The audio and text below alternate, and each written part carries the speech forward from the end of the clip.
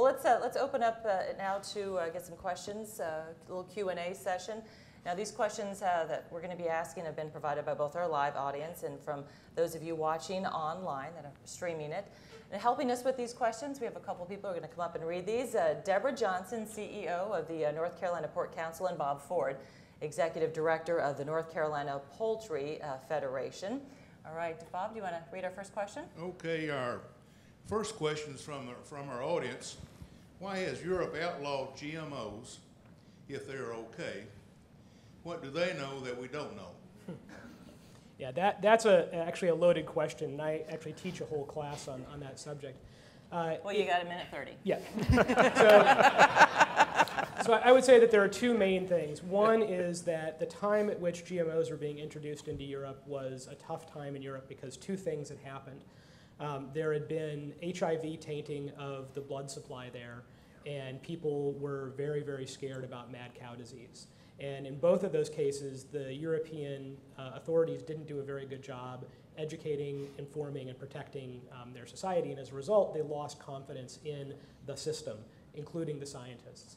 And so they were primed to dislike or be suspicious of new technologies. And then on top of that, there was enormous pressure of global companies that were based in the United States who were threatening smaller scale production of food in most of Europe where there is not a lack of supply.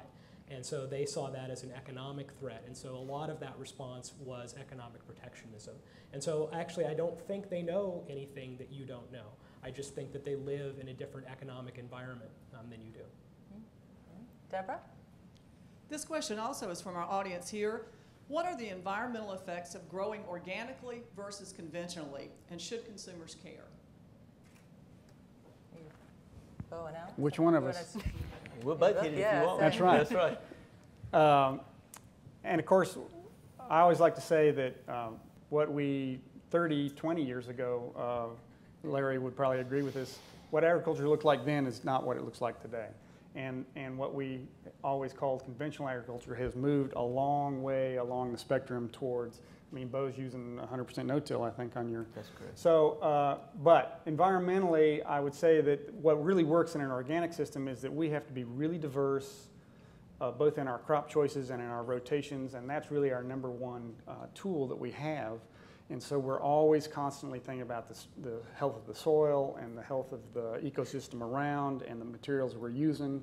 And so in a lot of ways, it's a more balanced system. But then there are, you know, I have been castigated before for saying that, you know, sometimes no-till corn with a shot of Roundup is more environmentally sound than organic corn where they have to go in and till and plow and till and cultivate and cultivate. And so for the soil health, maybe not as good. Now the other stuff they may apply to the corn, not so good on conventional. But so that's a balance. It's always a balance there, but we're always trying to make it the most balanced system we can in organics. I'd like to tell a little bit about the environmental techniques that we're using in large-scale agriculture, things that we're doing on our farm to be environmentally friendly.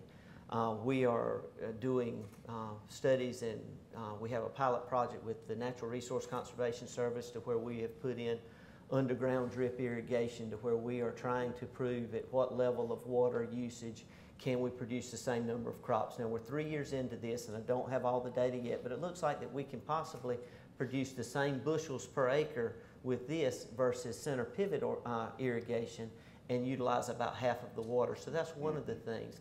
From a growing of the crop standpoint, we do utilize 100% no-till farming, which means that we don't disturb the soil. We're not going in with the disc and the plow and creating erosion and blow off of the dust from the soil. So that's another one of the things.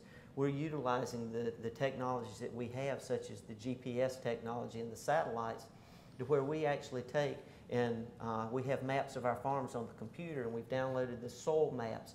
You may not realize it, but dirt is different. And we have, in a 50-acre field, we may have 8 or 9 different soil types.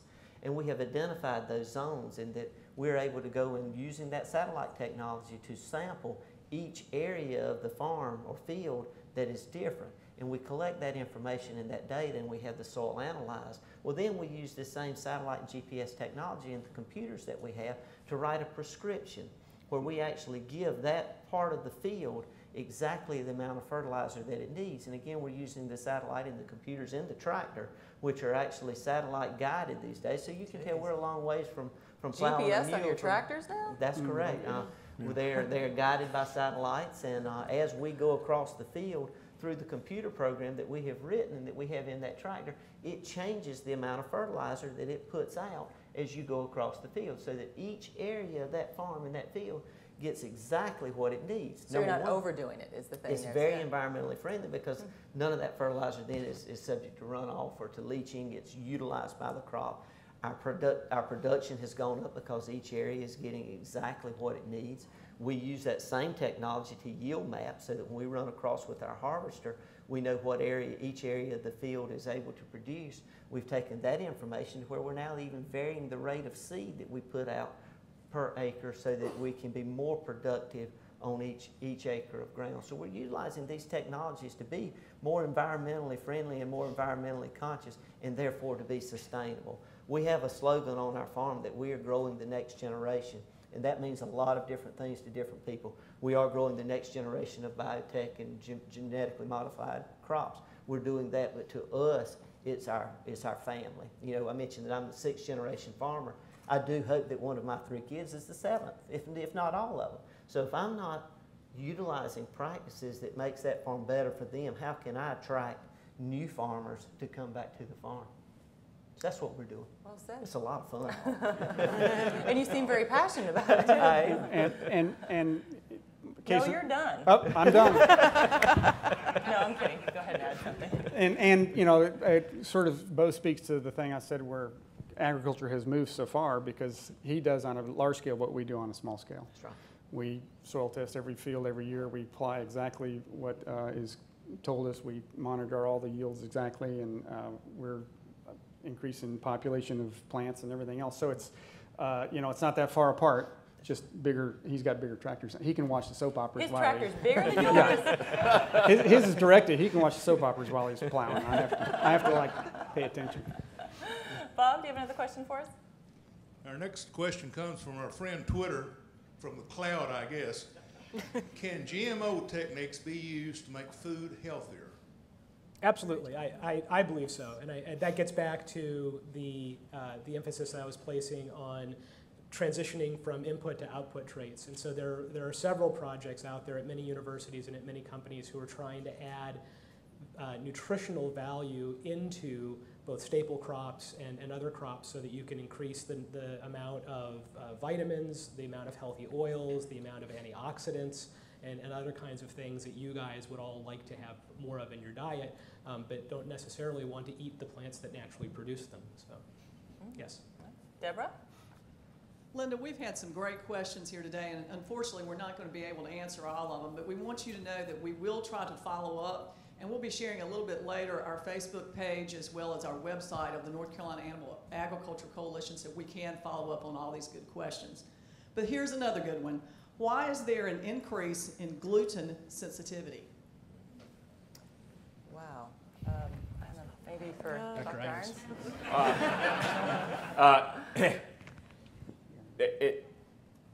That's sort of like asking why is there an increase in autism. You know, only that one would certainly cause certain people in the audience to start to twitch and maybe want to come up and put up the dukes and stuff like that.